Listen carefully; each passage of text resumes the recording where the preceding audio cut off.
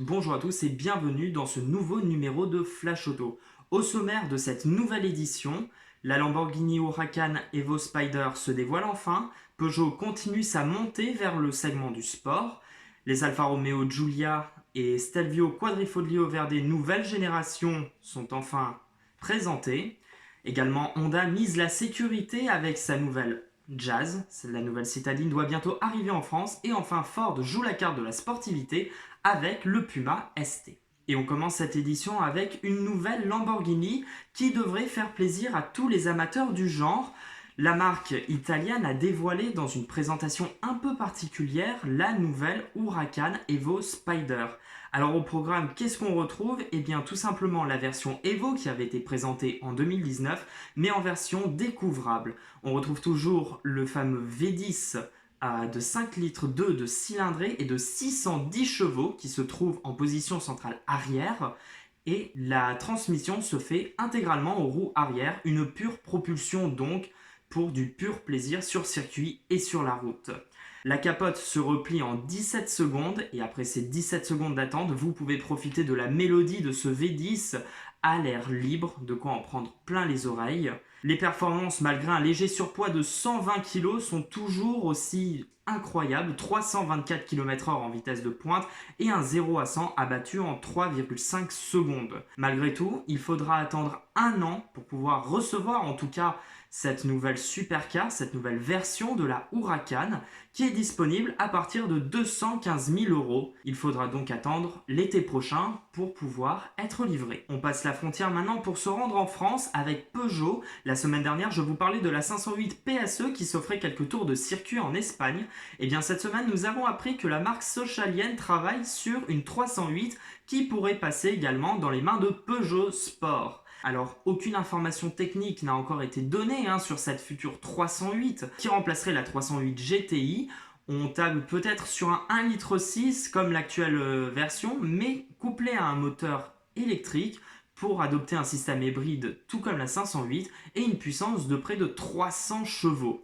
La 308 PSE pourrait venir taquiner les Audi RS3, BMW M135i ou encore Mercedes classe A AMG qui sont légèrement plus puissante toutefois que la française. Mais on connaît les bonnes qualités dynamiques de Peugeot en termes de châssis et la petite berline compacte pourrait avoir beaucoup d'arguments à faire valoir face aux références du segment.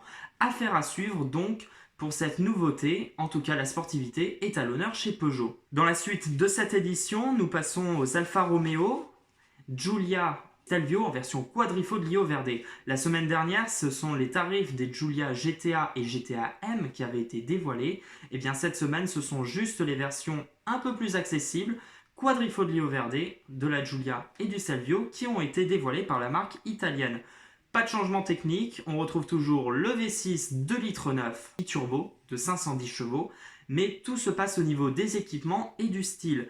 Par exemple, une nouvelle ligne d'échappement Akrapovic peut être mise sur les véhicules de la marque italienne, en option bien évidemment.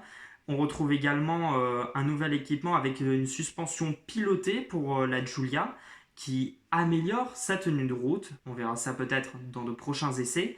Et différents modes de conduite, nouveaux modes de conduite vont être disponibles comme le mode Race.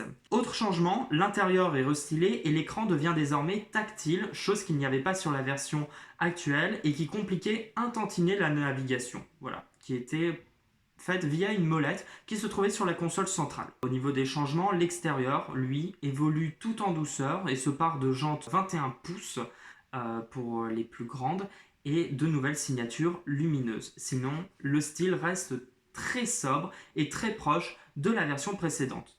Tout est concentré énormément en fait sur les équipements qui changent. Chez Honda, la sécurité est de mise. La nouvelle Jazz qui devrait arriver en France et devrait se trouver aux alentours de 21 000 € va disposer d'une panoplie de sécurité totalement inédite chez le constructeur, du moins pour un segment d'entrée de gamme. La nouvelle Jazz va entre autres bénéficier d'un nouvel airbag, un airbag qui se situera dans le dossier du siège conducteur et qui se déploiera en cas de choc latéral.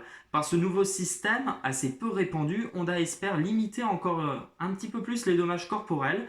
Une panoplie de 10 airbags sera disponible sur la citadine qui sera hybride et également on trouvera des équipements du segment supérieur en série comme par exemple la lecture des panneaux de signalisation, le freinage d'urgence automatique. Comment cette petite Jazz va s'en sortir face à ses concurrentes, nous le saurons sûrement dans les prochains mois. Et enfin, on termine avec Ford et ça a été un crève-cœur pour beaucoup de passionnés d'apprendre que la Focus RS ne serait pas renouvelée. La compacte a tiré sa révérence et ne sera pas reconduite pour une nouvelle génération. Ford préfère se concentrer sur d'autres projets et parmi ces projets, il y a le Puma ST. Cette version sportive du petit SUV urbain s'est dévoilée sur les réseaux sociaux avec une seule photo publiée par Ford. On y voit le véhicule avec des jantes spécifiques, un bouclier redessiné spécifique à cette version et les badges ST-Line ornés à la calandre. Alors, pas de photo de l'arrière pour le moment, on peut aisément imaginer qu'il y aura une double sortie d'échappement et un petit béquet, ainsi que pourquoi pas un diffuseur pour accroître le sentiment de sportivité. Côté technique, c'est toute la technique de la Fiesta ST qui sera reprise avec un 1,5 litre 200 chevaux développé par un 3 cylindres. Affaire à suivre évidemment pour voir le comportement routier, pour voir s'il est aussi véloce et aussi dynamique que celui de la Fiesta ST, beaucoup plus basse. On verra ça évidemment encore une fois dans de prochains essais, je l'espère. Merci à tous de m'avoir suivi pour ce Flash Auto, d'avoir suivi cette deuxième édition. Je vous retrouve la semaine prochaine. N'hésitez pas à vous abonner sur nos réseaux Twitter, Facebook et Instagram, sur lequel vous êtes 2000 abonnés sur Instagram. Merci à tous. Et je vous retrouve la semaine prochaine pour une nouvelle édition du Flash Auto. Et surtout, restez chez vous.